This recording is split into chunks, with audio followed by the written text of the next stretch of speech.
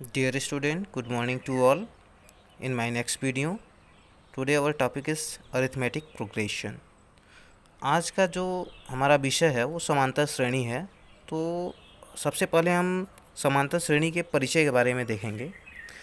तो जो first heading है अनुक्रम और श्रेणी, सीक्वेंस एंड सीरीज, संख्याओं का एक समुच्चय जिसको किसी निश्चित क्रम में रखा गया हो और जो किसी निश्चित नियमानुसार हो, अनुक्रम कहलाता है। और समुच्चय के अवयव अनुक्रम के पद कहलाते हैं। अर्थात ये 1, 3, 5, 7 डॉट डॉट डॉट एक्सेट्रा, ये हमारे एक सीरीज या श्रेणी कह सकते हैं। ये एक श्रेणी है। और 1, 3, 5 इनको अलग अलग कहा जाए तो ये अनुक्रम के अवयव हैं, सीरीज के अवयव हैं। अब देखते हैं समांतर श्रेणी के बारे में। तो समांतर श्रेणी को इंग्लिश में अरिथमेटिक प्रोग्रेशन कहा जाता है।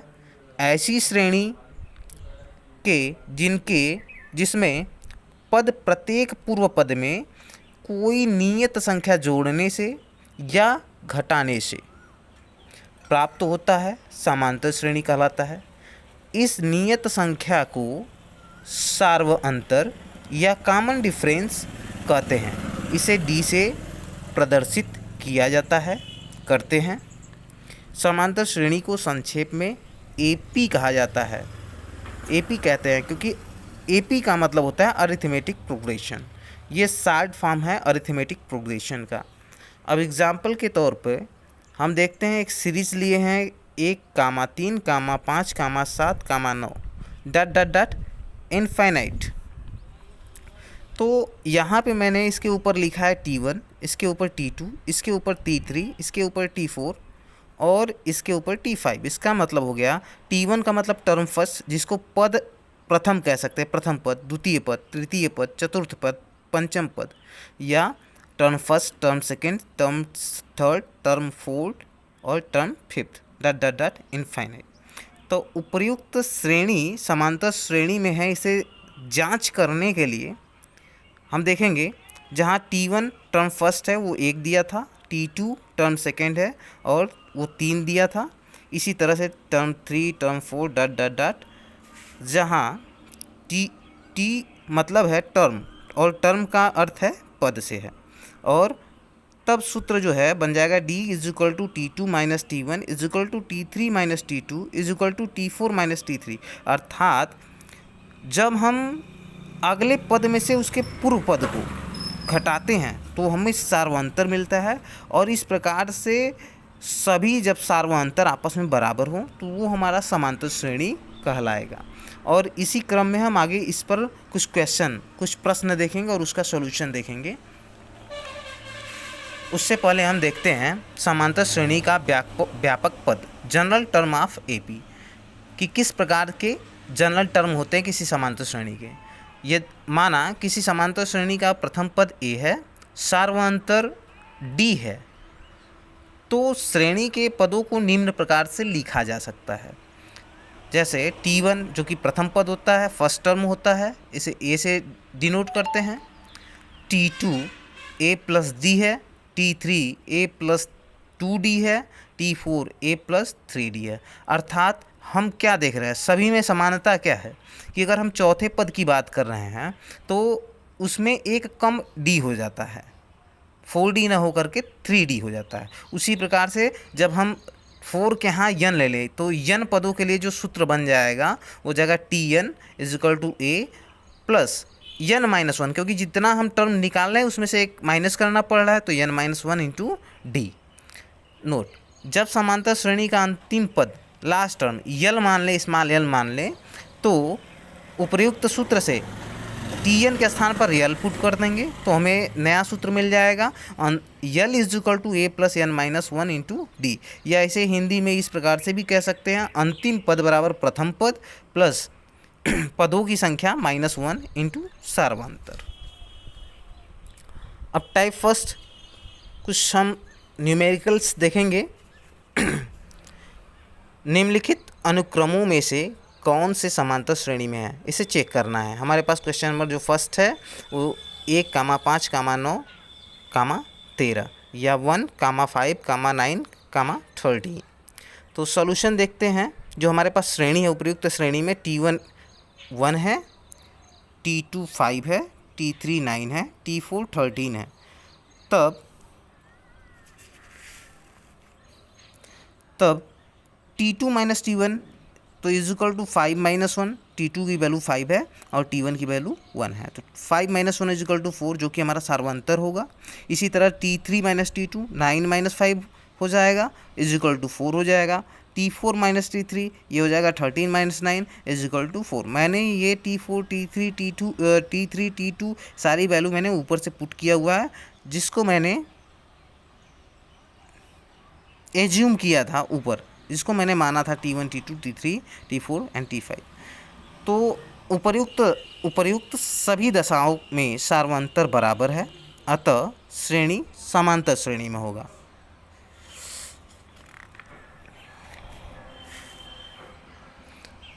इसी तरह अगला क्वेश्चन है, हमारे पास श्रेणी है 1, 4, 6, 7 और हम सभी को अलग अलग जो है T1 T2 T3 T4 value हम फाइंड कर लेंगे और उसके बाद हम उसी सूत्र में रख देंगे T2 - T1 T3 - T2 T4 - T3। जब सब्सट्रैक्ट करेंगे तो देखेंगे यहाँ पे जो सार्वंतर है वो अलग अलग आ रहा है, 3, 2 और 1 आ रहा है। तो उपर्युक्त दशाओं में सार्वंतर बराबर नहीं है, अतः दिया गया जो श्रेणी है वो AP में नहीं होगा, AP में नहीं है। अब इस प्रकार के कुछ क्वेश्चन मैंने नीचे दिया है, इसको आप स्वयं हल करने का प्रयास करें। अब हम बात करते हैं टाइप सेकंड की। तो टाइप सेकंड में क्वेश्चन है, निम्नलिखित में से कौन कौन AP में है। यदि समांतर श्रेणी में है तो इसका सार्वंतर ज्ञात कीजिए और 3 पद लिखिए और आगे के 3 पद लिखना है, क्वेश्चन है हमारे पास 2, 4, 8, 16। तो यहाँ से T1 हमारा 2 हो जाएगा, T2 हमारा 4 हो जाएगा, T3 हमारा 8 हो जाएगा, T4 16 हो जाएगा, 16 हो जाएगा। तो हम अपने फार्मूले पे चलते हैं। T2 - T1 is equal to T3 - T2 is equal to T4 - T3 is equal to D, जो कि कॉमन डिफरेंस है। तो 4 - 2 is equal to 8 - 4, 8 - 4 is equal to 16 - 8 is equal to D।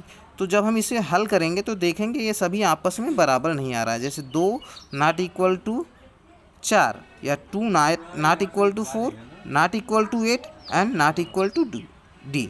तो उपर्युक्त श्रेणी में सार्वंतर बराबर नहीं है, अतः यह समांतर श्रेणी में नहीं होगा और अगले 3 पद भी नहीं मिल सकते।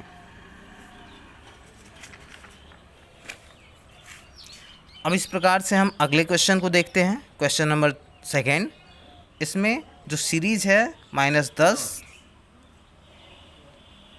-10, -6, -2, -2 ... एक्सेट्रा। तो T1 हमारे पास -10 मिल जाएगा, T2 हमारे पास -6 मिल जाएगा, T3 हमें -2 मिल जाएगा और T4 2 मिल जाएगा। तो T2 - T1 is equal to T3 - T2 is equal to T4 - T3 is equal to D। ये हमारा सूत्र है कॉमन डिफरेंस निकालने के लिए।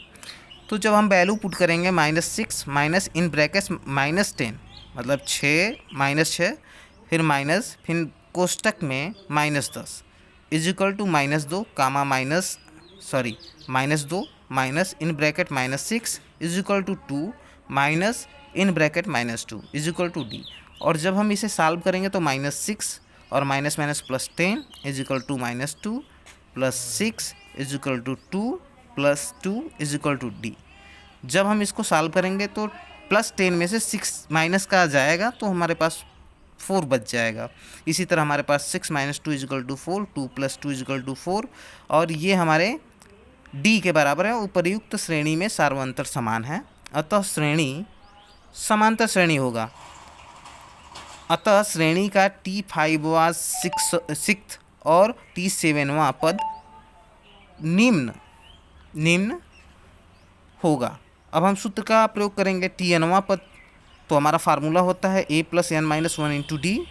तो Tn हमें T5 टर्म ज्ञात करना है, तो T5वां पद is equal to a plus in bracket 5-1 into D हो जाएगा, अर्थात T5वां पद बराबर a + 4d।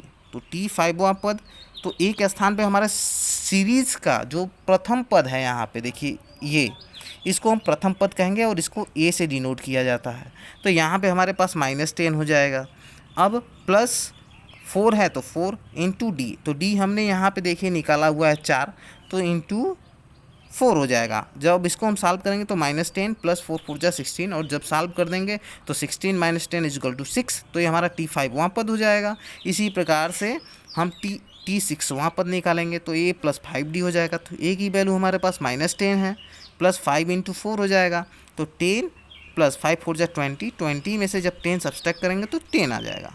अब T7वां पद तो a + 6d हो जाएगा, तो a की वैल्यू -10 प्लस 6 इंटू डी के स्थान पे 4, तो हो जाएगा हमारे पास -10 प्लस 6 चौके 24, 6 4 जा 24, तो 24 में से 10 जब हम माइनस कर देंगे तो हमारा 14 आ जाएगा।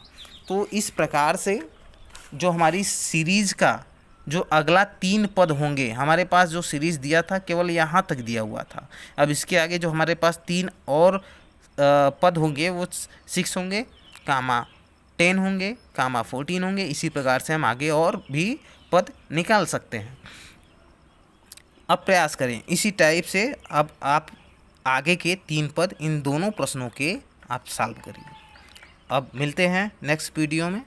Thank you.